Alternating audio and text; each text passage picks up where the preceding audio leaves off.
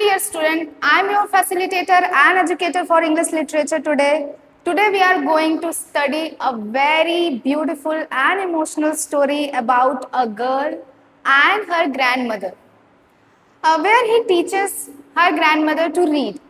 तो हमारे चैप्टर का टाइटल है How I Taught My Grandmother to Read. तो हम एक सीरीज शुरू करने वाले हैं जो कि आपके English text book Kaveri class 9 की जो बुक है उसका चैप्टर नंबर 1 आज हम आपके सामने आपके साथ पढ़ने वाले हैं, ठीक है।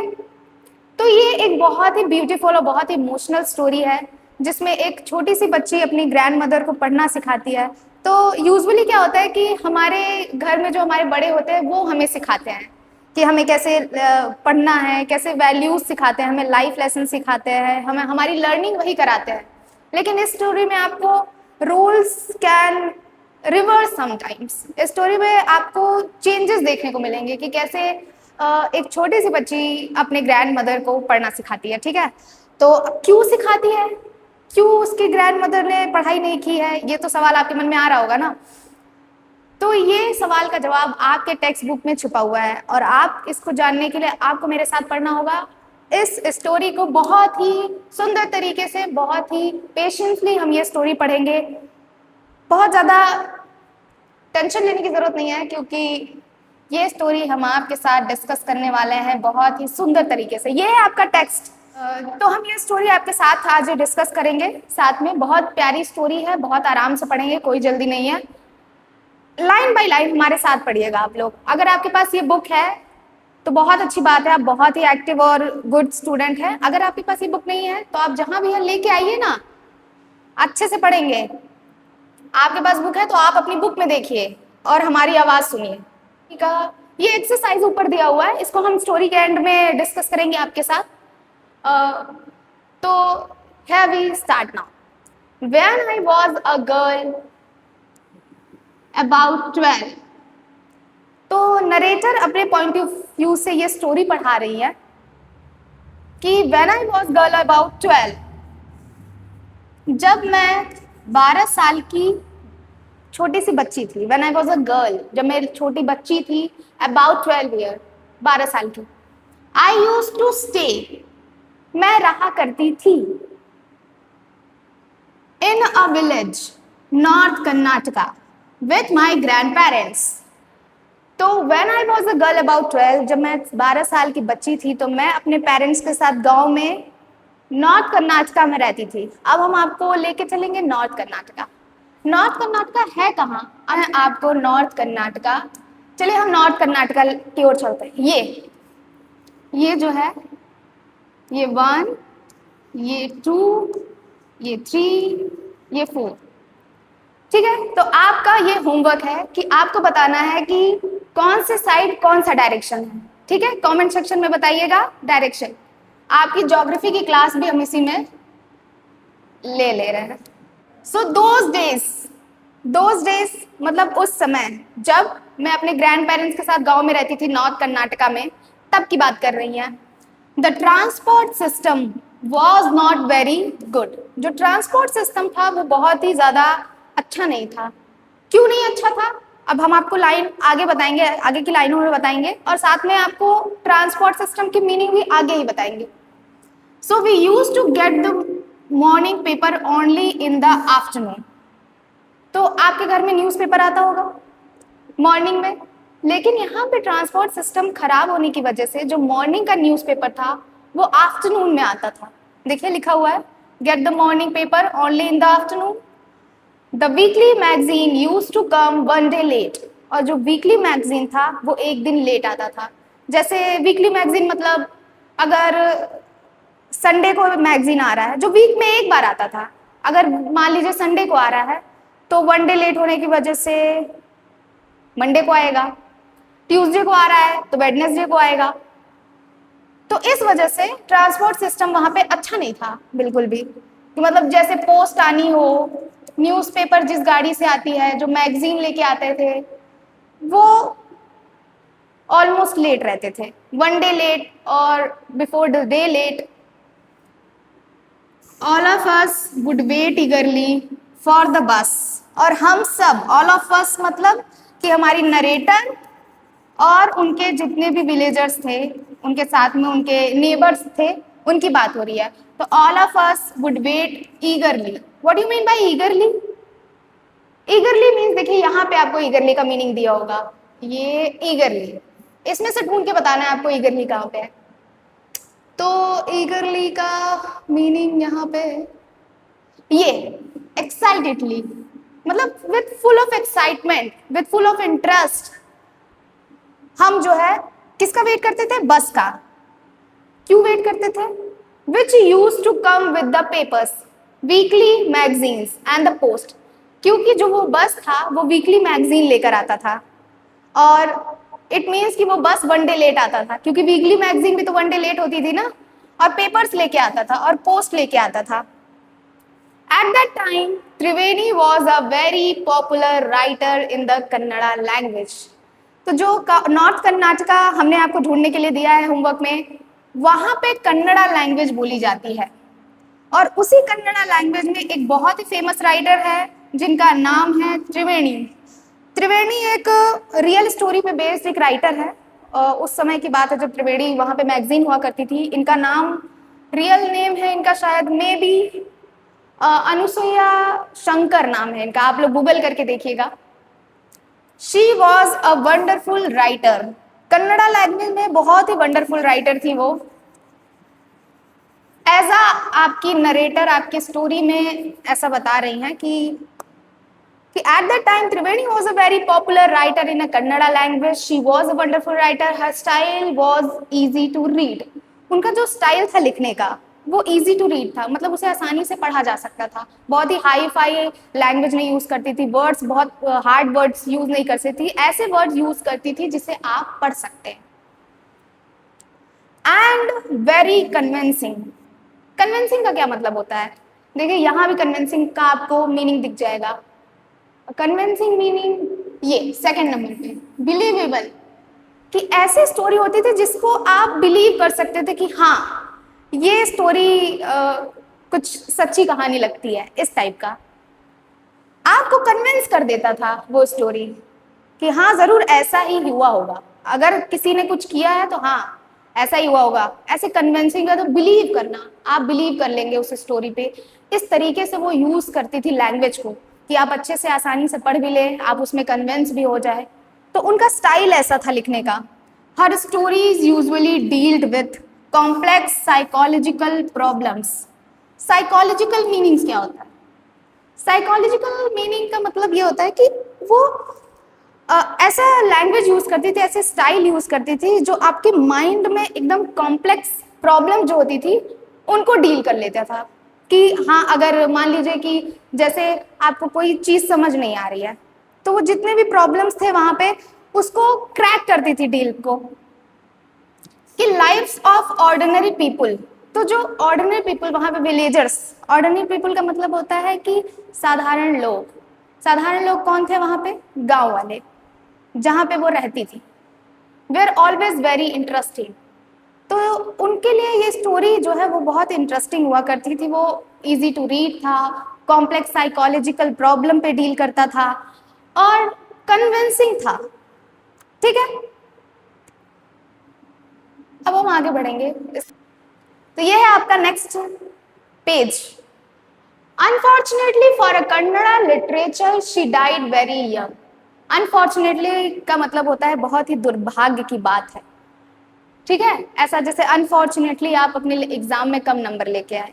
ठीक है, तो दुर्भाग्य की बात है कि for a Kannada literature, Kannada साहित्य के लिए शी डाइड वेरी यंग, वो बहुत ही अर्ली स्टेज पे, अपनी लाइफ के अर्ली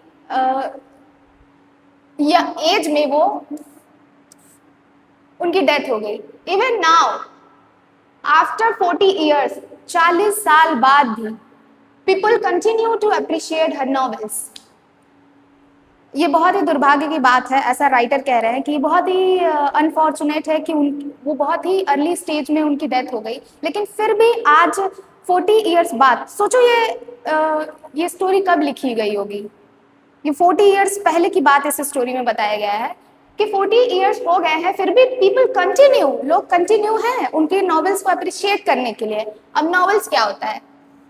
नॉवेल्स होता है कि एक स्टोरी होती है, नरेटिव स्टोरी होती है, जिसे एक राइटर जो है नरेट कर रहा है। जैसे आपकी ये स्टोरी है, ये नॉवेल तो नहीं है लेकिन एक शॉर्ट स्टोरी है ये आपकी। लेकिन नॉवेल में क्या होता है कि स्टोरी थोड़ी सी लंबी होती है और उसे एक राइटर नरेट कर रहा होता है, ठीक है, उसे हम नॉवेल कहते हैं। वन ऑफ हर नॉवेल्स, हर किसकी बात हो रही है? हर का मतलब है वो जो त्रिवेणी की बात कर रहे हैं। त्रिवेणी जो एक कन्नड़ा राइटर थी, बहुत फेमस पॉपुलर, जिनकी डेथ हो जाती है बहुत ही अर्ली स्टेज में, उनकी बात हो रही है। वन ऑफ हर नॉवेल्स, उनकी एक नॉवल थी कॉल्ड काशी यात्री। उनके नॉवल का नाम था Kashi Yatri. Was appearing as a serial in the Kannada weekly Karmaveera, ठीक है। तो कन्नड़ा वीकली करमवीरा थी, मतलब ये वीकली मैगजीन थी करमवीरा। और उसी करमवीरा में एज अ सीरियल मतलब समझते हो? जैसे आप लोग सीरियल देखते होगे, अभी कौन सा सीरियल आप बहुत फेमस हो रहा है? नागिन देखते हो ना आप लोग? तो सीरियल में आता है ना, जैसे एपिसोड में आता है वीकली, वो भी वीकली ही आता है, संडे एंड सैटरडे को। उसी तरीके से ये भी आता था। काशी यात्री एक नॉवेल था जो मैगजीन करमवीरा मैगजीन में वीकली अपीयर होता था। जैसे आप देखते होंगे, जो भी सीरियल देखते हो, आईपीएल देखते हैं आप लोग, वो एपिसोड में तो नहीं आता, वो बाय ऐसे मैच बाय मैच आता है ना, तो उसी तरीके से वो सीरियल बाय सीरियल आता था, एपिसोड बाय एपिसोड आता था। किस मैगजीन में आता था? करमवीरा मैगजीन में। It is the story of an old lady. अब यहाँ पे जो स्टोरी चल रही है ना, स्टोरी में स्टोरी चलेगी। आप जो स्टोरी पढ़ रहे हैं हाउ आई टॉट वाला, तो उसी स्टोरी में अब ये एक स्टोरी चलेगी, ठीक है। और कौन सी स्टोरी है वो इस काशी यात्री की स्टोरी है। ये काशी यात्री की स्टोरी चलेगी, ये इसकी स्टोरी अब हम यहाँ पे पढ़ेंगे। और ये कौन से वीकली मैगजीन में आती थी? उस वीकली मैगजीन का नाम है करमवीरा, कन्नड़ा लैंग्वेज में थी वो। It is the story of an old lady. तो वो जो काशी यात्री की स्टोरी है वो एक ओल्ड लेडी की स्टोरी है, ठीक है। एंड हर अर्डेंट डिजायर,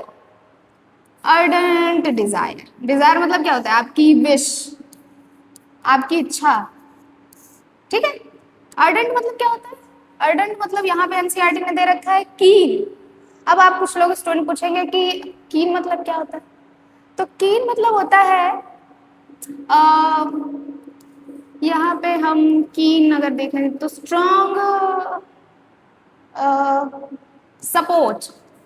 मैं कॉन्टेक्स्ट के बेस पे बता रही हूँ, ऐसे सिनोनिम्स में बहुत सारे वर्ड्स आ जाएंगे, लेकिन अर्डेंट डिजायर का मतलब है यहाँ पे टू समथिंग और somebody, strong support, strong emotion for something और समबडी। तो इनका एक बहुत ही स्ट्रॉन्ग डिजायर था, ऐसे कह सकते हैं। स्ट्रॉन्ग सपोर्ट था, स्ट्रॉन्ग डिजायर था, स्ट्रॉन्ग इमोशंस था। किसके लिए? To go to Kashi, Kashi जाने के लिए, ठीक है। और वाराणसी, तो काशी और वाराणसी एक ही नेम है।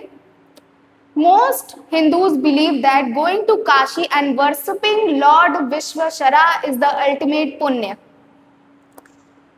तो बहुत सारे हिंदू ये बिलीव करते थे, बहुत सारे, most of the Hindu believe, ये विश्वास करते थे कि गोइंग टू काशी, कि काशी जाना, एंड वर्शिपिंग लॉर्ड विश्वेश्वरा। और वर्शिपिंग मतलब ये होता है कि पूजा करना, मानना किसी को, ठीक है। Worshipping lord Vishweshwara. Lord Vishweshwara किसको कहा गया है यहाँ पे? काशी में कौन है? काशी का कौन सा फेमस टेम्पल है? काशी विश्वनाथ। तो उसी को यहाँ पे कन्नड़ में जब आप जाएंगे नॉर्थ कर्नाटका में, तो वहाँ पे लॉर्ड शिव को उन लोग विश्वेश्वरा कहते हैं, और हम लोग काशी में काशी विश्वनाथ कहते हैं। तो इज द अल्टीमेट पुण्य, सेम है। लॉर्ड शिवा की बात हो रही है यहाँ पे, शंकर भगवान की बात की जा रही है, उनका टेम्पल है काशी में, उसकी बात हो रही है। इज द अल्टीमेट पुण्य, कि एक अल्टीमेट पुण्य है काशी में जाके उनकी पूजा करना। किसकी? उस ओल्ड लेडी की, जो काशी यात्री में जिनकी कहानी बताई जा रही है, उनकी। This old lady also believed in this, and her struggle to go there was a described in that novel. तो उनका जो बिलीव है और उनका जो स्ट्रगल है इस नॉवेल में उनको बताया गया है। इसको हम मिटा दे रहे हैं, बहुत गंदगी हो गई है यहाँ पे, आपको दिख नहीं रहा होगा अच्छे से। तो चलिए, अल्टीमेट पुण्य, उनका एक अल्टीमेट पुण्य है कि हम जाएंगे काशी विश्वनाथ जाएंगे, वहां दर्शन करेंगे, महादेव की पूजा करेंगे, ये उनका अल्टीमेट पुण्य है, ये वो चाहती हैं, ऐसा उनका अर्डेंट डिजायर है। This old lady also believe in this and her struggle to go there was describe in that novel. तो ये ओल्ड लेडी जो है जिनकी बात कहानी में की जा रही है, उनका ये भी बिलीव है और उनका ये her struggle to go there was describe. और उन ये जो काशी यात्री है, देखिए आप कंफ्यूज होने की जरूरत नहीं है, मैं आपको एक लाइन में बता रही हूँ कि जो काशी यात्री में ओल्ड लेडी की बात की गई है उसमें जो कहानी क्या बताया जा रहा है कि उनका जो बिलीव है उसकी कहानी बताई जा रही है, और उनका जो स्ट्रगल है कि वो वहां पे जा नहीं पाई, किस तरीके से उनका एक विश था जाने का कि हम जाएंगे विश्वेश्वरा, जाएंगे लॉर्ड शिव का दर्शन करेंगे, वहां पे पूजा करेंगे उनकी, लेकिन वो जा नहीं पाई। और क्यों नहीं जा पाई इसको हम इस कहानी में बताएंगे, इनका स्ट्रगल भी बताएंगे। There was a describe in that novel, जो कि इस नॉवेल में डिस्क्राइब किया गया है। In the story there was also a young orphan girl who falls in love but there was no money for the wedding. तो orphan मतलब क्या होता है, वो बच्चा जिनके पेरेंट्स नहीं होते, जो अनाथ होता है, ऑर्फन मतलब वो होता है। There was a young orphan girl, एक लड़की रहती है अनाथ, हु फॉल्स इन लव, जिसको प्यार हो जाता है, but there was no money, लेकिन उसके पास कोई पैसा नहीं होता शादी करने के लिए, for the wedding. In the end the old lady gives away all her saving. तो कौन सी लेडी, ये वही लेडी जिनकी बात यहाँ पे की गई है। ये it is the story of old lady, ये जो ओल्ड लेडी है वो there was a in the end the old lady gives away all her saving. तो जो ओल्ड लेडी रहती है अपनी सारी सेविंग इस लड़की को दे देती हैं, जिसके पास ऑर्फन गर्ल को दे देती है। अब गोइंग टू काशी, देखिए जो ओल्ड लेडी रहती है उनका विश रहता है कि वो काशी जाएं और लॉर्ड विश्वेश्वरा जो है उनकी पूजा करें। उसके लिए उन्होंने अपनी लाइफ में पैसे इकट्ठे किए रहते हैं, लेकिन वो वहां पे नहीं जा पाती हैं और वो उस पैसे को सारा इस ऑर्फन गर्ल को दे देती है उसकी वेडिंग के लिए, ठीक है। शी सेज, फिर वो आगे कहती है, the happiness of this orphan girl is more important than worshipping lord Vishweshwara at Kashi. उनका कहना था कि ये जो खुशी मैंने उस ऑर्फन गर्ल को जो मैंने पैसे दिए उसके चेहरे पे जो खुशी आई है, वो खुशी काशी जाके लॉर्ड विश्वेश्वरा के दर्शन करने से भी काफी बड़ी है, ठीक है। तो देखिए इसमें ये मोरल आपका दिया गया है कि पूजा पाठ करना अच्छी बात है, लेकिन अगर आप किसी की हेल्प कर रहे हैं तो वो उससे भी बड़ी बात है, ठीक है। तो ओल्ड लेडी ने यहाँ पे यही किया, उन्होंने जो अपनी लाइफ में सेविंग्स बचा के रखी थी उसको उन्होंने एक ऑर्फन गर्ल को दे दिया और बोला कि उसकी जो हैप्पीनेस है वो उसकी डिजायर से भी बड़ी है, ठीक है। सो माई ग्रैंड मदर क्रिस्टिका, अब ये स्टोरी यहाँ पे खत्म हो गई, काशी यात्री में जो स्टोरी दी गई थी ये यहाँ पे खत्म हो गई। अब हम अपनी रियल स्टोरी में आएंगे जो हम स्टार्टिंग से पढ़ रहे थे। माई ग्रैंड मदर क्रिस्टिका, अब ये माई ग्रैंड मदर किसकी ग्रैंड मदर है, जो हमने फर्स्ट पेज पे हमने देखा था ना कि 12 साल की एक लड़की है, वो उसकी ग्रैंड मदर की बात हो रही है। माई ग्रैंड मदर जो कि 12 साल की लड़की है उसकी बात हो रही है, उसकी ग्रैंड मदर है क्रिस्टिका, ठीक है। नेवर वेंट टू स्कूल, उनकी जो मदर है क्रिस्टिका वो कभी स्कूल नहीं गई। My grand mother Krishtakka never went to school so she could not read. तो उसकी मदर, ग्रैंड मदर जो है वो कभी स्कूल नहीं गई और स्कूल ना जाने की वजह से वो पढ़ ना पाई। अगर आप भी स्कूल ना जाए तो आप पढ़ना लिखना कैसे सीखेंगे, तो ऐसे उनकी ग्रैंड मदर भी स्कूल नहीं गई थी तो उनको पढ़ना नहीं आता था। तो यही वो बता रहे, शी कुड नॉट रीड, वो पढ़ नहीं पाती थी। Every Wednesday the magazine would come, चलिए आपके लिए एक होमवर्क है, हमने आपको बताया था कि वीकली मैगजीन वहाँ 1 डे लेट आता, और यहाँ बताया गया है कि एवरी वेडनेसडे वहाँ पे मैगजीन आता था। तो आप ये बताइए कि रियलिटी में वो मैगजीन कब आता था, ठीक है। Would come and would read the next episode of the story to her. तो वो जो बच्ची थी 12 साल की बच्ची ये बता रही है कि मेरी ग्रैंड मदर को पढ़ना नहीं आता था, तो जो हमारा वेस्डे को जो मैगजीन आता था उसे मैं अपने ग्रैंड मदर के लिए पढ़ती थी क्योंकि उन्हें पढ़ना नहीं आता था। Next chapter of the story to her. During that time, she would forget all her work and listen with the. तो उस समय जब मैं पढ़ती थी उनके लिए वो स्टोरी, और कौन सी स्टोरी पढ़ती थी वो, ये काशी यात्री स्टोरी उस मैगजीन में आती थी, और वो छोटे से बच्चे अपनी ग्रैंड मदर के लिए उसको पढ़ती थी क्योंकि उसकी ग्रैंड मदर को पढ़ना नहीं आता था। और जब वो पढ़ती थी ड्यूरिंग दैट टाइम, उस टाइम शी वुड फॉरगेट, उसकी ग्रैंड मदर जो थी वो भूल जाती थी सारा अपना काम, all her work and listen, और सुनती थी विथ मी तो नहीं, विद द। चलिए आगे देखते हैं आगे क्या है इसके बाद।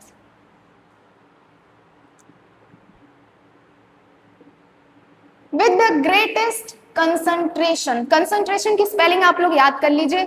और कंसंट्रेशन का मतलब क्या होता है? कंसंट्रेशन का मतलब होता है to great attention, okay.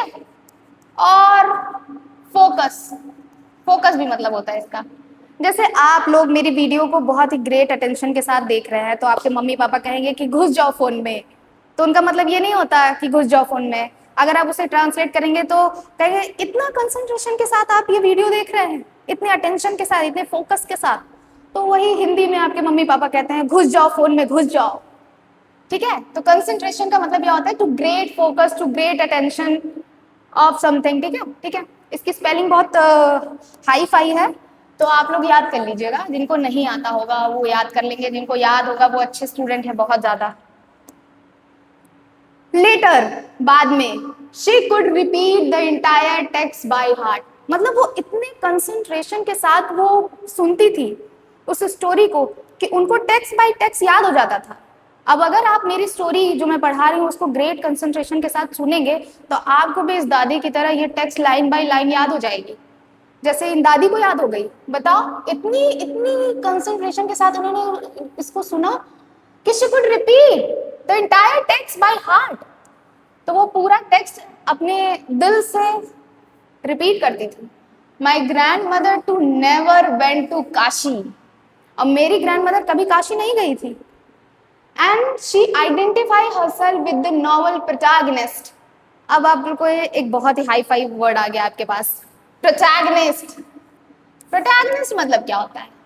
Protagonist मतलब होता है main lead character, main character या लीड कैरेक्टर। जैसे अक्षय कुमार की मूवी अगर आप देखेंगे तो उसमें मेन कैरेक्टर कौन होगा? अक्षय कुमार होगा ना।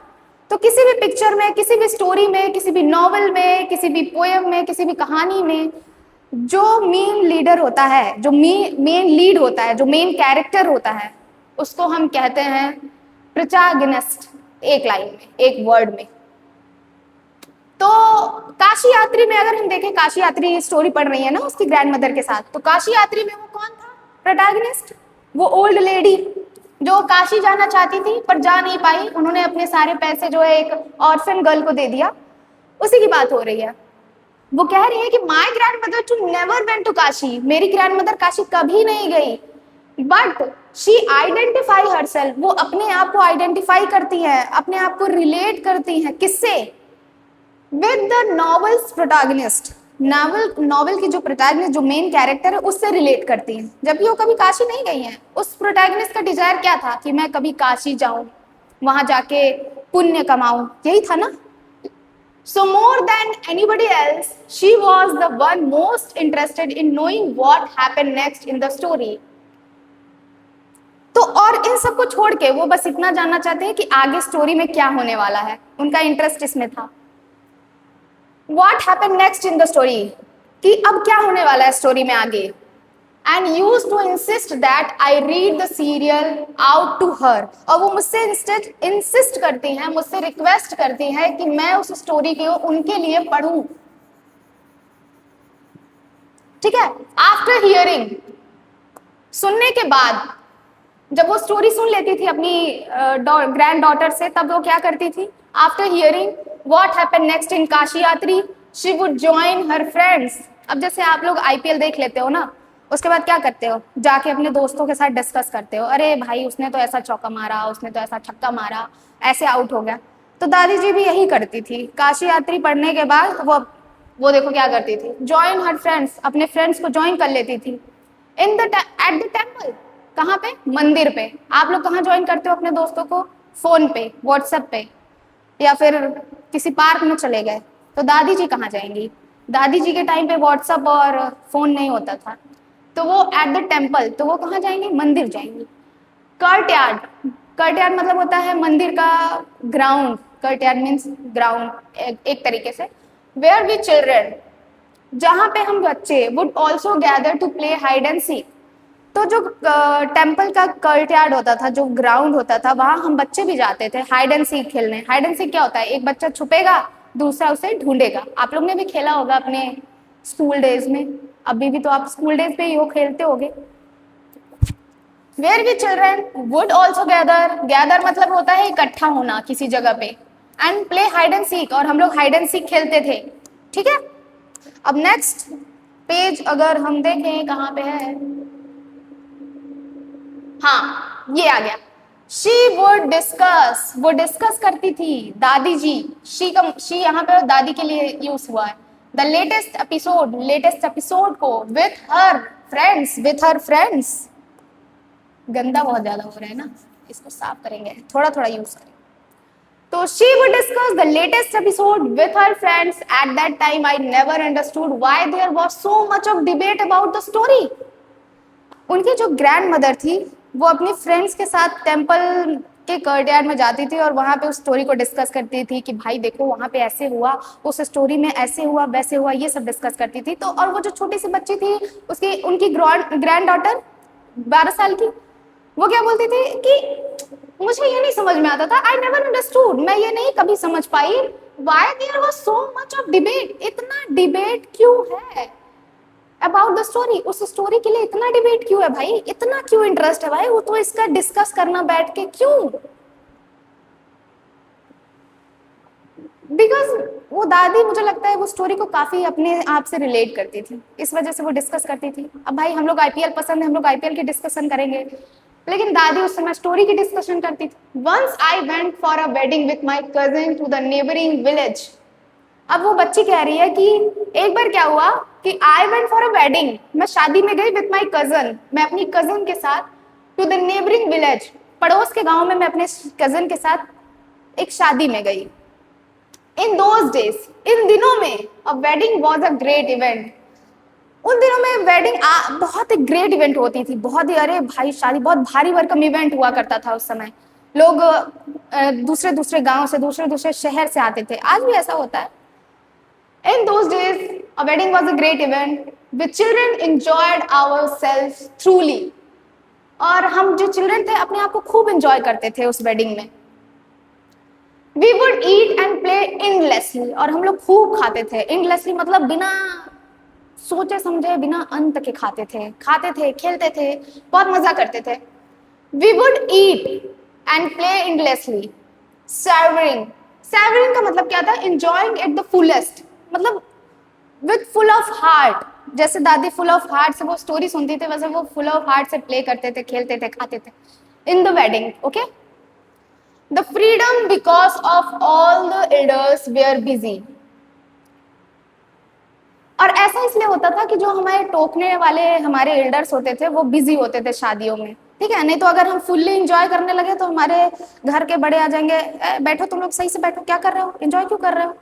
तो उस समय हम इसलिए एंजॉय कर पाते थे क्योंकि हमारे पेरेंट्स, हमारे जो एल्डर्स होते थे वो बिजी रहते थे शादियों की तैयारियों में। ऐसा ये बच्ची कह रही है, छोटी सी हमारी नरेटर कह रही है, 12 साल की बच्ची जो है वो हमारी नरेटर है इस स्टोरी की। The freedom because of all the elders were busy, I went for a couple of days but ended up staying here for a week. मैं यहाँ पे सिर्फ कपल ऑफ डेज के लिए आई थी, मतलब कुछ दिनों के लिए, 2-3 दिन के लिए आई थी, लेकिन इतना एंजॉय किया, इतना खाया पिया कि मैं यहाँ पे staying here for a week, मैं यहाँ पे एक वीक के लिए रुक गई। When I came back to my village, और जब मैं अपने विलेज वापस आई, I saw my grandmother in tears। मैंने अपने क्या देखा कि मेरी ग्रैंडमदर रो रही हैं। टीयर्स मतलब होता है आंसू। अगर आपके पेरेंट्स आपसे आपका फोन छीलेंगे तो आप रोने लगोगे, तो जो टीयर्स आपके आते हैं ना उसे टीयर्स कहते हैं उसको, जब आप रोने लगते हो। तो when I came back to my village I saw my grand mother in tears. मैंने अपनी ग्रैंड मदर को देखा कि वो कैसे रो रही हैं। आई वॉज सरप्राइज। अगर आप भी अपने ग्रैंड मदर को अचानक से रोते हुए देखेंगे तो आप भी तो सरप्राइज हो जाओगे ना। किसी को भी रोते हुए देखोगे तो आप सरप्राइज हो जाओगे। If you have emotions, for I had never seen her cry even in the most difficult situation. तो वो बच्ची जो है वो इसलिए सरप्राइज हो गई क्योंकि उसने कभी अपने ग्रैंड मदर को रोते हुए देखा ही नहीं। ठीक है, in the most difficult situation, difficult से डिफिकल्ट सिचुएशन में उसने अपनी ग्रैंड मदर को रोते हुए नहीं देखा है, इसलिए वो जब आई तो शी वॉज सरप्राइज कि अरे मेरी ग्रैंड मदर रो क्यों रही है। वॉट हैड हैपेंड, क्या हुआ फिर। I was worried. तो मैंने ये सोचा कि अरे ऐसा क्या हो गया है कि मेरी ग्रैंड मदर रो रही है, एंड आई वॉज वरीड, और मैं बहुत चिंता में हो गई थी उस समय। Avva, Avva, what is Avva. I used to call her Avva. Avva is everything all right. तो उस छोटी सी बच्ची ने बोला कि Avva is everything all right, सब कुछ ठीक है ना। आर यू ओके, आप ठीक हो। I used to call her Avva, मैं उन्हें अव्वा बुलाती थी, which means mother in a Kannada spoken in north Karnataka. देखो, Kannada spoken in north Karnataka में ग्रैंड मदर को अव्वा कहा जाता है। ठीक है, अव्वा। जैसे हम लोग अपने ग्रैंड मदर को क्या बोलते हैं, दादी बोलते हैं, किसी के यहाँ अम्मा बोला जाता है, किसी के यहाँ मम्मी बोला जाता है, तो सबका अलग अलग है ना। तो कन्नड़ा नॉर्थ कर्नाटका में कन्नड़ा लैंग्वेज में शायद अव्वा बोला जाता है। इस स्टोरी में नरेटर कह रही हैं कि I used to call her Avva which means mother in the Kannada spoken in the north Karnataka. ठीक है, she nodded but did not reply. She nodded, nodded mean होता है कि उन्होंने सिर हिलाया, ऐसे ऐसे ऐसे सिर हिलाया, पर उन्होंने कुछ बोला नहीं। बट डिडंट रिप्लाई, उन्होंने मुझे रिप्लाई नहीं दिया। I didn't understand and forget about it, मैं समझी नहीं, लेकिन बाद में मैं भूल गई कि क्या हुआ था। मैं बाद में भूल गई, चलो उन्होंने रिप्लाई नहीं किया तो क्या पूछूं मैं आगे। तो वो शी फॉरगेट अबाउट इट कि चलो रो रही थी, हो गया खत्म हो गया। इन the night, but in the night, रात में, आफ्टर डिनर, डिनर के बाद, वी वेयर स्लीपिंग, हम सो रहे थे, in the open terrace, open terrace में, फॉर आवर हाउस। लेकिन रात में डिनर के बाद हम टेरेस पे रात में सो रहे थे। ठीक है, ओपन टेरेस में अपने घर के। It was a summer night and there was a full moon, और गर्मी के दिन थे और चांद फुल मून के साथ आसमान में निकला हुआ था। There is a full moon in the night in the sky and it was a summer night. ठीक है, अव्वा came and sat next to me, और अव्वा आई, उसकी दादी आई और sat next to me, और उसके बगल बैठ गई। her affectionate hands, affectionate, affection हो जाता है ना किसी से बहुत, full of love। ठीक है, affectionate hands touched my forehead, और उन्होंने प्यार से ऐसे मेरे प्यार से मेरे हाथ पे ऐसे सहलाया, सॉरी अपने हाथों को मेरे हेड पे ऐसे अफेक्शनेटली टच्ड माय फोरहेड। ठीक है, and I realised she wanted to speak, और मुझे ये रियलाइज हुआ कि वो कुछ तो बोलना चाहती हैं। ठीक है, I asked her what is the matter, what is the matter grand mother, क्या हुआ ग्रैंड मदर, क्या प्रॉब्लम है, क्या मैटर है। ठीक है, अब नेक्स्ट पेज पे, पेज पलट लीजिए अगर आपके पास बुक है तो। So when I was a young girl, I lost my mother. There was nobody to look after and guide me. तो जब वो छोटी सी बच्ची पूछती है अपनी ग्रैंड मदर से, what is the matter grand mother, क्या हुआ, आप क्यों इतने परेशान हैं, तो वो बताती हैं कि when I was a young girl. अब यहाँ पे स्टोरी में फिर से स्टोरी आ गया, स्टोरी के अंदर स्टोरी है। अब ये स्टोरी उनकी ग्रैंड मदर सुना रही है कि when I was a young girl, कि जब मैं छोटी सी बच्ची थी, आई लॉस्ट माई मदर, मैंने अपनी मदर को खो दिया। इट मीन्स कि उनकी मदर की डेथ हो गई होगी।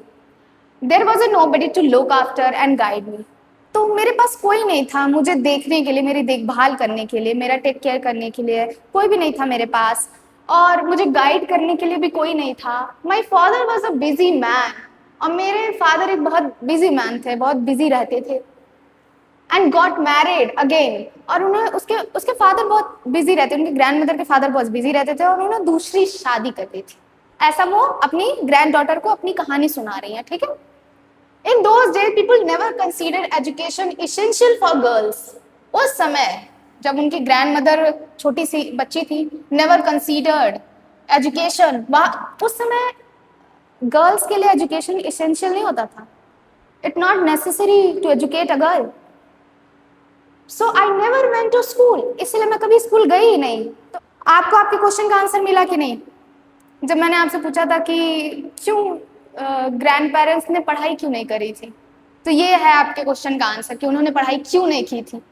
क्योंकि इन दोज डेज, कि उनके समय में there is no rules and there is no essential matter that girls to be educated. Okay, so in those days people never consider education is essential for a girl, so I never went to school. मेरे समय में लड़कियों को पढ़ाना इतना जरूरी नहीं हुआ करता था, इसलिए मैं कभी स्कूल नहीं गई और मुझे पे किसी ने ध्यान भी नहीं दिया। I got married very young, और मेरी शादी हो गई थी जब मैं बहुत ही यंग थी, and had a children, और मुझे बच्चे भी हो गए थे। I become very busy, और मैं बहुत अपने बच्चों के साथ, अपने हस्बैंड के साथ बहुत बिजी हो गई थी। मैं जब बहुत ही यंग थी उस समय मेरी शादी हो गई थी और मुझे बच्चे भी हो गए थे। सो आई बिकम वेरी बिजी, और मैं अपने बच्चों में, अपने हस्बैंड में बिजी थी, ठीक है, ऐसा उनका sense. Later I had a grandchildren, उसके बाद मेरे जो ग्रैंड चिल्ड्रन हो गए, and always felt so much happiness in cooking and feeding all of you. मेरी यंग एज में शादी हो गई थी, मेरे बच्चे हो गए, मेरे ग्रैंड डॉटर्स हो गए, ग्रैंड सन्स हो गए, ग्रैंड चिल्ड्रन हो गए मेरे। तो मैं इन लोगों में बिजी हो गई, फिर मुझे कुकिंग करना, फिर उन्हें फीड करना अच्छा लगने लगा, अपने ग्रैंड चिल्ड्रंस का ख्याल रखना, अपने बच्चों का ख्याल रखना मुझे अच्छा लगने लगा। इस वजह से मैं कभी स्कूल नहीं गई, मैं कभी पढ़ नहीं पाई। ये स्टोरी ग्रैंड मदर अपनी ग्रैंड डॉटर को सुना रही है, ठीक है, आधी रात में, फुल मून के साथ। At times, I used to regret not going to school. और मैं उस समय बहुत ही and at times I used to regret, मुझे बहुत रिग्रेट हुआ। रिग्रेट मतलब क्या होता है? रिग्रेट मतलब होता है किसी चीज को ना कर पाने का, जो हमारे अंदर एक बैड फीलिंग होती है ना। अगर जैसे आप कुछ करना चाहते हो पर आप नहीं कर पाते, तो आपके अंदर एक रिग्रेट सा रह जाता है, कि इमोशनल ब्रेकडाउन होता है आपको। नॉट गोइंग टू स्कूल, तो उनको रिग्रेट था, किस बात का रिग्रेट था? कि वो स्कूल नहीं जा पाई। So I made sure that my children and grandchildren studied well. देखिए, वो स्कूल अपने जा नहीं पाई, तो उनका ये एक सब मतलब एक डिजायर था कि मैं तो नहीं जा पाई, लेकिन मेरे जो ग्रैंड चिल्ड्रन है, मेरे जो चिल्ड्रन है वो स्कूल जाएं, ऐसा मेरा विश था। कि मैं तो नहीं पढ़ पाई, आपके भी पेरेंट्स कहते होंगे आपको, एक डायलॉग तो मारते होंगे, मतलब कभी तो कहते होंगे ना कि चलो मैं तो नहीं पढ़ पाया लेकिन मैं तुमको पढ़ा रहा हूँ, अच्छे से पढ़ लो। तो वही ग्रैंड मदर ने भी यहाँ इनको बोला ऐसा। So I could not understand why my 62-year-old grandmother was telling me a 12-year-old the story of her life in the middle of the night. तो जो छोटी सी बच्ची है वो कहती है कि मैं समझ नहीं पाई कि मेरी 62-year-old ग्रैंडमदर मुझे अपनी कहानी क्यों सुना रही है। मुझ जैसी 12 साल की बच्ची को अपनी कहानी आधी रात को क्यों सुनाए, मिडिल ऑफ द नाइट, बीच में रात की middle of the night, why she is telling me a story, ठीक है। Grand mother was telling me a 12 year, मतलब एक 12 साल की बच्ची को एक 62 ईयर्स ओल्ड ग्रैंड मदर आधी रात को अपनी कहानी क्यों सुना रही हैं, ऐसा उसका क्वेश्चन था अपने मन में। बट आई न्यू, बट मैं इतना जानती थी, बट मैं ये जानती थी, आई लव्ड हर इमेंशली, कि मैं उनको इमेंशली बहुत प्यार करते। इमेंशली का मतलब एक्सट्रीमली, ठीक है, बहुत ज्यादा, हाई लेवल पे। आई लव्ड हर इमेंशली, मैं उनसे बहुत ज्यादा प्यार करती, ये इतना मैं जानती थी। And there had to be some reason why she was talking to me, और यहाँ पे जरूर कोई रीजन होगा जो वो मुझसे इससे बात कर रही होंगी, पर वो रीजन क्या है ये जानना है। I looked at her face, मैंने उनके चेहरे पे देखा। It was unhappy and her eyes were filled with tears. मैंने उनके चेहरे पे देखा, वो बहुत ही दुखी थी। She was not happy, she was unhappy, वो बहुत दुखी थी। एंड हर आईज, और उनकी आंखों में आंसू थे, उनके आंख जो है आंसुओं से भरे थे, filled with tears. She was a good looking lady who was usually always smiling. मेरी ग्रैंड मदर बहुत ही गुड लुकिंग वुमेन थी और वो हमेशा स्माइल करती थी, लेकिन आज उनके चेहरे पे एक अनहैप्पीनेस था, उनकी आंखों में आंसू थे. Even today I can not forget the worried expression on her face. लेकिन आज आई कैन नॉट फॉरगेट, मैं भूल नहीं सकती उनका worried expression. I lean forward and, इसको मिटाते हैं, दिख नहीं रहा आप लोगों को ना. I leaned forward and held her hand. तो मैं आगे बढ़ी और उनका हाथ अपने हाथ में लिया. अवा डोंट क्राई. जब आपके सामने कोई रोता है तो आप उसको हाथ में हाथ रख के बोलते हो ना कि देखिए प्लीज रोइए मत, ठीक है, तो वही बोलती है, अवा डोंट क्राई, अवा रोइए मत. व्हाट इज द मैटर, आप बताइए क्या प्रॉब्लम है, मैटर क्या है, क्या बात क्या है, आप ऐसे अनहैप्पी क्यों है, क्यों सैड है आप. Can I help you in any way, मैं किसी भी तरीके से क्या मैं आपकी हेल्प कर सकती हूँ, ऐसा वो अपनी ग्रैंड डॉटर से, उनकी ग्रैंड डॉटर उनसे पूछ रही है. यस, अव्वा ने जवाब दिया, हाँ.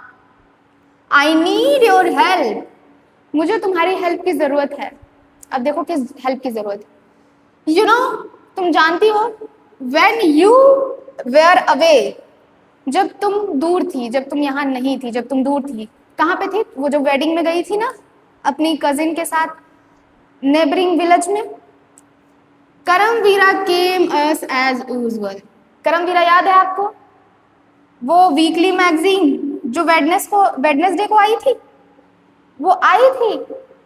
ग्रैंड मदर कह रही हैं कि व्हेन यू वेयर अवे, जब तुम यहाँ नहीं थी, करमवीरा केम एज यूजुअल, करमवीरा आया था magazine. I open the magazine, और मैंने मैगजीन को खोला. आई सॉ द पिक्चर, मैंने पिक्चर देखा. That accompanies the story of Kashi यात्री. उन्होंने बोला कि जब वो करमवीरा आई थी तो मैंने देखा, वो पिक्चर देखा जो उस काशी यात्री मैगजीन में छपी हुई थी, उससे जुड़ी हुई थी. And I could not understand, और मैं नहीं समझ पाई एनीथिंग दैट वाज रिटन.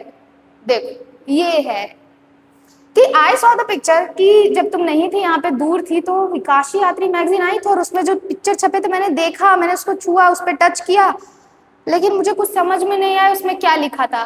मान लीजिए ये जो लिखा है आपको पढ़ना नहीं आता, तो अगर जो ये लिखा है तो आप इसको ऐसे टच करेंगे, आपको कुछ समझ में नहीं आएगा. तो सेम सिचुएशन दादी की थी. करमवीरा आई थी, काशी यात्री उसमें स्टोरी छपी हुई थी, उन्होंने उसको देखा, उसमें पिक्चर देखा, बट वो कुछ नहीं समझ में आई क्योंकि शी कुडंट रीड, वो रीड नहीं कर सकती. She could not read. Many times I rubbed my hands. उन्होंने बोला रब्ड मतलब होता है ऐसे ऐसे करना, ये फीलिंग जो होती है ना, रब्ड हैंड मतलब रगड़ना, खींचना, ठीक है, किसी चीज को. आई रब माई हैंड्स, उन्होंने हैंड्स को ऐसे ऐसे उस मैगजीन पर, उस काशी यात्री स्टोरी पे रब किया. ओवर द पेजेस, पेजेस के ऊपर, wishing they could understand what was written. इस उम्मीद के साथ उन्होंने उस स्टोरी पे अपने हाथ को रब किया कि कुछ तो उनको समझ में आए. देखा, इतना ईगरली वो चाहती थी उस स्टोरी को पढ़ना, but she was not able to read because she couldn't read, कि वो पढ़ नहीं पाई ना उसको. वो देखिए पढ़ना लिखना कितना इंपॉर्टेंट है लाइफ में, कि आपको एक डिपेंडेंसी फील होती है when you was not able to read. Okay, but I knew, but मैं जानती थी इट वॉज नॉट पॉसिबल.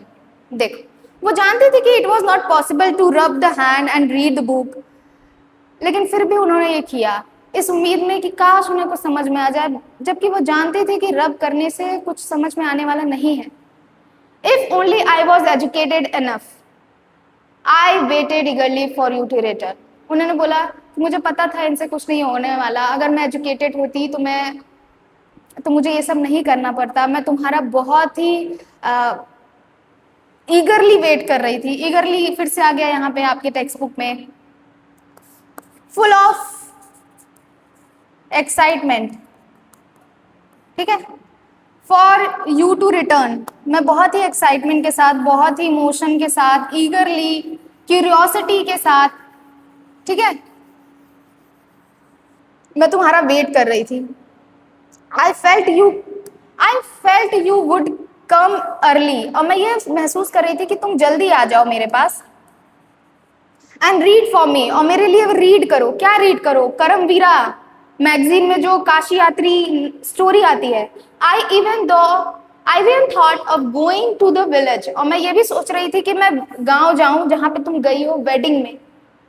तो उनकी ग्रैंड डॉटर कहाँ गई थी? वेडिंग में गई थी। तो वो चाहती थी कि मैं इतना ईगरली तुम्हारा वेट कर रही थी कि मुझसे इंतजार ही नहीं हो रहा था कि तुम कब आओ, कब मेरे लिए पढ़ो। तो मेरा ये, मैं सोच रही थी कि मैं वहां चली जाऊं।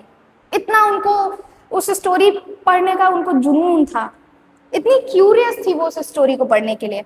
And asking you to read for me, और मैं वहां पे जाऊं जहां पे तुम गई थी, मैं वहां आऊं और मैं उस स्टोरी को तुमसे कहूं कि तुम मेरे लिए पढ़ो।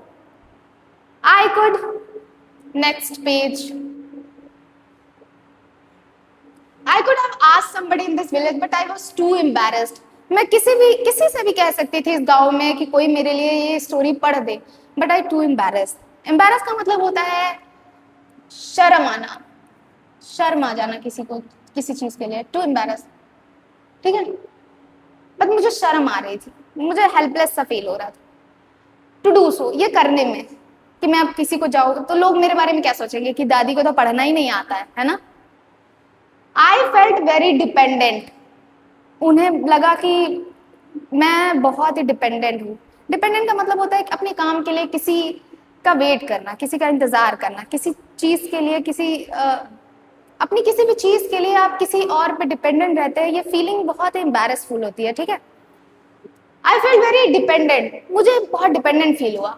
एंड हेल्पलेस, और मुझे लगा कि अब मेरी कोई मदद नहीं कर सकता।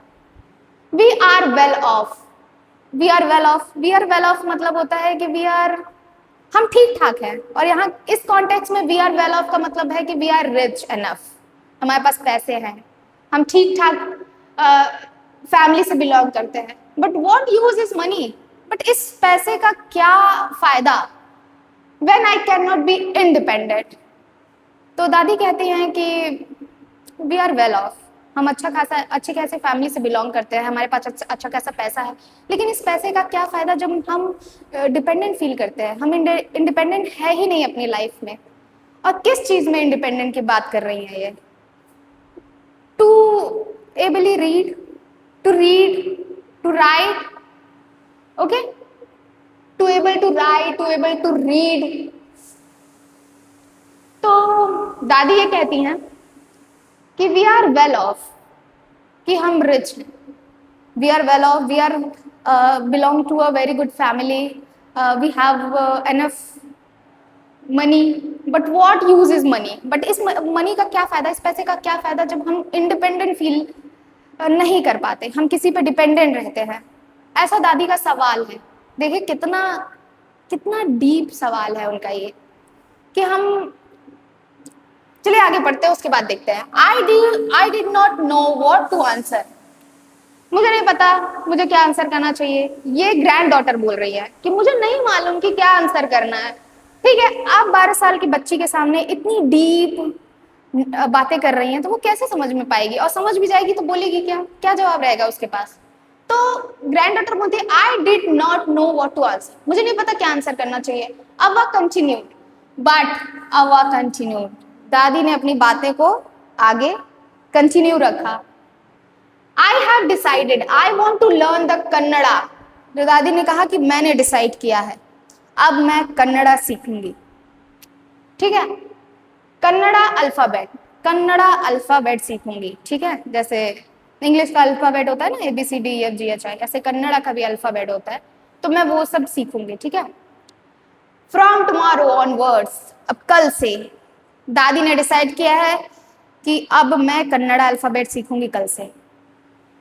आई विल वर्क वेरी हार्ड, और मैं बहुत ज्यादा मेहनत करूंगी, वर्क हार्ड करूंगी। I will keep Saraswati Puja day during Dussehra as the deadline.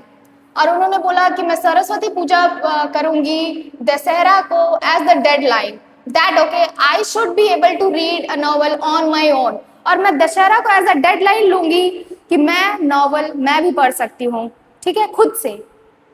I want to be independent. दादी ने बोला कि मैं इंडिपेंडेंट होना चाहती हूँ, इसीलिए मैं कन्नड़ा लैंग्वेज सीखूंगी, उसका अल्फाबेट सीखूंगी, और मैं सरस्वती पूजा दशहरा को एज अ डेडलाइन लूंगी कि मैं उस दिन तक कन्नड़ा लैंग्वेज सीख जाऊंगी और मैं खुद नॉवेल पढ़ूंगी अपने आप से, और मैं इंडिपेंडेंट बनूंगी। दादी का देख रहे हो कितना डिटर्मिनेंट है वो अपनी वर्क को लेके। ऐसे आपको भी अपनी पढ़ाई को लेके इसी तरीके का एक जुनून होना चाहिए आपके अंदर। आई सॉ द डिटर्मिनेशन, मैंने डिटर्मिनेशन देखा ऑन हर फेस, उनके चेहरे पे। Yet I laughed at her, बच्ची ही तो है। I saw the determination on her, उस बच्ची ने अपनी दादी के चेहरे पे वो डिटर्मिनेशन देखा कुछ सीखने का, बट फिर भी, येट का मतलब होता है फिर भी। आई लाफ्ड एट हर, मैंने उन पे हंस दिया। अव्वा at this age of 62 you want to learn the alphabet। और उसने कहा अव्वा आप 62 ईयर की एज पे अल्फाबेट सीखना चाहती हो? All your here is grey, आपका पूरा बाल ग्रे हो गया है, सफेद टाइप का हो गया है। Your hands are wrinkle, wrinkle मतलब जानते क्या होता है? झुर्रियां, जो आपके दादा दादी जब बच्चे जुड़े जब आपके दादा दादी बूढ़े हो जाते हैं तो उनकी जो झुर्रियां पड़ जाती है, रिंकल्स पड़ जाते हैं उनके हाथों पे, चेहरों पे। तो आपके बाल ऑलमोस्ट ग्रे हो चुके हैं, आप 62 ईयर ओल्ड हो, आपके हाथों पे आपके चेहरे पे रिंकल्स हो गए हैं। यू वेयर स्पेक्टिकल्स, देख, और आपको चश्मा लग गया है। ये क्या बात हुई भाई कि चश्मा लग गया है तो पढ़ नहीं सकते क्या? You wear spectacles and you work so much in the kitchen, और आप दिन भर किचन में रहती हो। Childishly a made fun of the old lady, और मैंने अपनी बचकानी बिहेवियर के साथ मैंने उनका मजाक बना दिया, ठीक है। I made fun of old lady but she just smile, बस उन्होंने सिर्फ स्माइल किया, क्योंकि भाई वो मैच्योर है तो वो स्माइल किया उन्होंने मेरे ऊपर। For a good cause if you are a determined you can overcome any obstacle, ठीक है। ऑब्स्टिकल मतलब क्या होता है? ऑब्स्टिकल मतलब मे बी शायद नहीं, ऑब्स्टिकल मतलब देख, select a right। So childlessly I made fun of the old lady। तो मैंने अपनी बचकानी हरकत से मैंने उनका मजाक बनाया। I made fun of her। But उन्होंने क्या किया? उन्होंने जस्ट एक काम स्माइल दिया मुझे as a mature human being, okay. For a good cause if you are a determined you can overcome any obstacle. अगर आप अपनी लाइफ में डिटर्मिनेंट हो, अगर आपकी लाइफ में हार्ड वर्क है, अगर आपकी लाइफ में डिटर्मिनेशन है, तो आप अपनी लाइफ का कोई भी प्रॉब्लम सॉल्व कर सकते हो, ठीक है। आई will work harder than anybody but I will do it.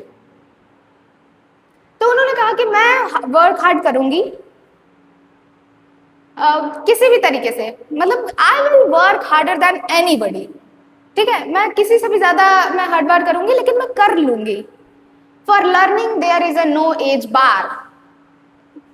तो दादी जी कहती हैं, तो यहाँ ये एक थोड़ा सा मोरल लाइन हो गया है ये आपकी। अगर आपको पूरा पूछा जाए कि इस स्टोरी का मोरल क्या है, तो इस लाइन में आपको वो मोरल दिखेगा कि learning has no age limit. If you are determinant in your work, you are hard worker, तो आप अपनी लाइफ में कुछ भी अचीव कर सकते हैं in any stage of your life, ठीक है। There is no age limit of to learn something, ठीक है। किसी भी स्टेज पे आप कुछ भी सीख सकते हैं। You can learn anything from anyone in your any stage of your life, ठीक है। The next day the learning has no age limit. Learning is a life long process, और वो आपके जन्म से लेकर मृत्यु तक चलता है। There is no age limit about that, ठीक है। The next day onwards I started my tuition. तो बच्ची कहती है कि नेक्स्ट डे से मैंने अपना ट्यूशन चलाया, ट्यूशन स्टार्ट किया। अव्वा वॉज अ वंडरफुल स्टूडेंट, और स्टूडेंट कौन थी? अव्वा, उनकी ग्रैंड मदर। और वो बताती है कि अव्वा वॉज अ वंडरफुल स्टूडेंट, अव्वा एक बहुत ही अच्छी स्टूडेंट थी। The amount of homework she did was amazing. तो जितना भी वो होमवर्क करती थी वो एकदम अमेजिंग था, एकदम सुपर्ब था, ठीक है। She would read, repeat, right and recite. तो वो रीड करती थी, रिपीट करती थी, राइट करती थी एंड रिसाइट करती थी। तो उन्हें जो भी होमवर्क दिया जाता था वो पहले पढ़ती थी, फिर उसे फिर से पढ़ती थी, फिर उसे लिखती थी, फिर उसे फिर से रिसाइट करती थी, ठीक है। And I was her only teacher and she was my first student. तो उनकी जो छोटी सी ग्रैंड डॉटर थी वो कहती हैं कि I was her only teacher, मैं उनकी इकलौती टीचर हूँ। And also she was my first student, और वो भी मेरी फर्स्ट स्टूडेंट ही हैं। तो 12 साल की बच्ची की तो फर्स्ट स्टूडेंट ही हुई होंगी वो, ठीक है। Little did I know then that one day I would become a teacher. तो उन्होंने बोला teacher in computer science and teach hundreds of student, कि वो जो थोड़ा बहुत भी जानती थी, that one day I would become a teacher, कि उन्होंने बोला थी मैं एक दिन टीचर बनूंगी and a computer science and teach hundreds of students, और मैं हंड्रेड्स ऑफ स्टूडेंट को मैंने पढ़ाया, ठीक है। The Dussehra festival came as usual, हमेशा की तरह दशहरा फेस्टिवल आया, जो कि डेडलाइन था उनके कन्नड़ा लैंग्वेज सीखने का, ठीक है। सीक्रेटली आई बॉट काशी यात्री विच हैड बीन पब्लिश्ड, तो उन्होंने सीक्रेटली काशी यात्री, जिसको पढ़ने का उनको एक डिजायर था अपनी लाइफ का, the Dussehra festival came as usual, secretly I bought Kashi Yatri, और उन्होंने सीक्रेटली काशी यात्री को लिया, खरीदा, which had been published as a novel by that time. तो उस समय जो वो नॉवेल पब्लिश होता था तो उन्होंने सीक्रेटली उसको ब्रॉड किया, मतलब उसको सीक्रेटली उन्होंने खरीदा। My grand mother called me, आगे बढ़ते, to the puja place and made me sit down on a stool. तो उनकी ग्रैंड मदर ने उनको लेके गई पूजा प्लेस के पास जहाँ पे पूजा होता है, and made me sit down on a stool, और मुझे उन्होंने बैठाया एक स्टूल पे। She gave me a gift of frock material, उन्होंने मुझे एक गिफ्ट दिया, एक फ्रॉक बनाने का एक कपड़ा दिया, जिस कपड़े के साथ आप फ्रॉक बना सकते हो। Then she did something unusual, फिर उन्होंने एक अनयूजुअल सी चीज की। अनयूजुअल चीज करने का मतलब ये होता है कि ऐसी चीज की जो कभी वो करती नहीं है, ठीक है। She bent down and touched my feet, और वो नीचे बैठी और उन्होंने मेरे पैर छुए। आई was surprise and taken back, वो बोले सरप्राइज समथिंग अनएक्सपेक्टेड, ठीक है, कुछ ऐसी चीजों पे सरप्राइज हो जाना जो चीज आप उम्मीद नहीं करते हो। Elders never touch the feet of youngster, तो इन्होंने बताया कि बड़े बच्चों के पैर नहीं छूते हैं, इसलिए I was shocked, I was surprise. We have always touch the feet of God, हम सिर्फ भगवान का ही पैर छूते हैं, ठीक। We have always touch the feet God, elders and teachers, हम सिर्फ अपने भगवान का, अपने से बड़ों का, अपने टीचर्स का पैर छूते हैं, लेकिन छोटों के पैर बड़े नहीं छूते। We consider that as a mark of respect, but हम ऐसा कंसीडर करते हैं कि पैर छूना as a mark of respect, ये सामने वाले को रिस्पेक्ट देने जैसा है। It is a great tradition but today the reverse had happened, it is a great tradition, हमारे इंडिया में कल्चर है ना कि हम अपने से बड़ों का पैर छूते हैं एज अ रिस्पेक्ट उन्हें देने के लिए। लेकिन यहाँ पे क्या हुआ, रोल्स रिवर्स हो गया, यहाँ पे दादी ने जो है अपने ग्रैंड डॉटर के पैर छुए। इट वॉज नॉट करेक्ट, जो कि अच्छा नहीं था, जो कि सही नहीं है। She said I am touching the feet of a teacher not my grand daughter, तो उनकी दादी ने बोला कि मैं अपनी ग्रैंड डॉटर के फीट नहीं छू रही हूँ, मैं अपने टीचर के पैर छू रही हूँ। अ टीचर, वो टीचर जिन्होंने मुझे who taught me so well, जिन्होंने मुझे बहुत अच्छे से पढ़ाया, with so much of affection, इतने प्रेम के साथ, इतने प्यार के साथ, with full of love that I can read, जिसकी वजह से मैं पढ़ सकती हूँ any novel confidently, बहुत ही कॉन्फिडेंट के साथ मैं कोई भी नॉवेल पढ़ सकती हूँ। मैं उस टीचर के पैर छू रही हूँ, मैं अपने ग्रैंड डॉटर के पैर नहीं छू रही हूँ, मैं उस टीचर के पैर छू रही हूँ जिन्होंने मुझे इतनी अच्छी तरीके से पढ़ाया कि मैं आज कोई भी नॉवेल कॉन्फिडेंटली पढ़ सकती हूँ। ऐसा दादी कह रही हैं, अव्वा कह रही हैं अपनी ग्रैंड डॉटर से। इन सच ए शॉर्ट पीरियड, बहुत ही कम समय में इन्होंने मुझे इतना अच्छे से पढ़ाया। नाउ आई एम इंडिपेंडेंट, जो कि दादी का विश था बनने का, अब वो इंडिपेंडेंट है। Independent for what? Independent for to able to read any novel. Okay, it is my duty to respect, ये मेरी ड्यूटी है टू रिस्पेक्ट, रिस्पेक्ट देने की अ टीचर। तो दादी कहती है कि ये मेरी ड्यूटी है मेरी टीचर को रिस्पेक्ट देने का, जिन्होंने मुझे इतने अच्छे तरीके से पढ़ाया। Is it not written in our scripture that a teacher should be respected irrespective of the gender and age? दादी कहती है हमारे स्क्रिप्चर्स, स्क्रिप्चर्स क्या होता है? स्क्रिप्चर्स मतलब होता है जो हमारे पुराने वेद पुराण लिखे गए हैं, जिसमें अच्छी अच्छी बातें, वैल्यूज लिखी गई हैं, नियम कानून लिखे गए हैं एक अच्छा इंसान बनने के लिए। तो हमारे स्क्रिप्चर्स में ऐसा नहीं लिखा है कि अगर कोई बच्चा अगर छोटा हो तो वो हमारा टीचर नहीं बन सकता है या फिर हम उसके पैर नहीं छू सकते। तो उनका कहने का मतलब है कि that teacher should be respected, कि हर टीचर चाहे वो जेंडर उसका कोई भी हो, चाहे वो एज कोई भी हो, वो रिस्पेक्टेड के काबिल होता है। ठीक है, तो यहाँ कहने का मतलब होता है कि वो हर टीचर रिस्पेक्टेड के काबिल होता है, जो आपको अच्छे से पढ़ाता है, जो आपको अच्छे से सिखाता है। फिलहाल चाहे उसकी एज कुछ भी हो, चाहे वो मेल हो, चाहे वो फीमेल हो, चाहे वो ट्रांसजेंडर हो, वो रिस्पेक्ट के काबिल होता है। चाहे उसकी एज कुछ भी हो, चाहे वो 12 साल की आपकी ग्रैंड डॉटर हो, चाहे आपका 62 ईयर्स की आपकी ग्रैंड मदर हो, अगर वो आपको सिखा रही हैं तो वो रिस्पेक्ट के काबिल है। ठीक है, वो डिजर्व करती हैं रिस्पेक्ट लेना। आई डिड रिटर्न हर नमस्कारा, और मैंने भी, तो उनकी ग्रैंड डॉटर बोलती हैं कि जब उन्होंने मेरे पैर छुए तो मैंने भी उनको रिटर्न किया नमस्कारा। ठीक है, नमस्कार किया मैंने। To her by touching her feet and gave my gift my first student. तो जब मेरी ग्रैंड मदर ने मेरा पैर छुए तो मैंने भी उनको रिटर्न में उनका पैर छुआ और अपनी स्टूडेंट को और मैंने उन्हें गिफ्ट दिया, माई फर्स्ट स्टूडेंट को मेरा रिस्पेक्ट, पैर छू के। ठीक है, तो यहाँ कहने का मतलब ये है कि जब मेरी ग्रैंड मदर ने मेरा पैर छुए तो मैंने भी रिटर्न में उनको एज अ गिफ्ट में उनके पैर छुए, टू माई फर्स्ट स्टूडेंट। तो मैंने अपनी ग्रैंड मदर का पैर नहीं छुआ, मैंने अपनी फर्स्ट स्टूडेंट का पैर छुआ। ठीक है, she opened it and read immediately the title Kashi यात्री। ठीक है, अब उन्होंने उस काशी यात्री, उस करम वीरा जो मैगजीन था, उसको ओपन किया। ठीक है, और काशी यात्री को बाई त्रिवेणी, त्रिवेणी उनकी राइटर है काशी यात्री की, पब्लिशर नेम था उनका, उसको पढ़ा दादी ने, अव्वा ने पढ़ा।